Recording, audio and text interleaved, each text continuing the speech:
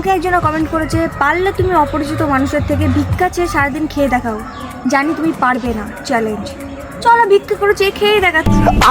প্রথমে চলে এসলাম দোকানে এন্ড দাদুকে সবকিছু বলার পর দাদু আমাদেরকে এই খাবারগুলো দেয়, যেটা খাওয়ার পর দেখলাম প্রচন্ড স্ট্রং গুলো কিছু করার নেই, ভিক্ষা করে খেতে হবে বলে। যাই হোক, এটাকে আমার দাদু ভেঙে যায়নি, এটাই অনেক।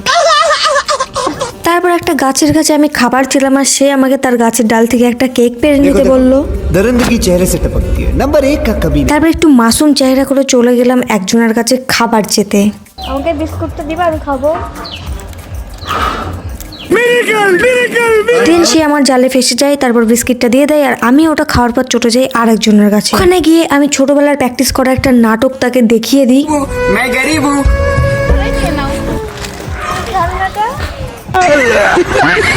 খাবারটা চেয়েছিলাম, কিছু বলেনি, বাট খেলনাটা চারপাশে একটু রেগে গিয়েছিল। সেইগুলো নিয়ে আমি চুপচাপ চলে আসলাম আর ঝটপট খেয়ে আমার পুরো চ্যালেঞ্জটা আমি কমপ্লিট করে ফেললাম।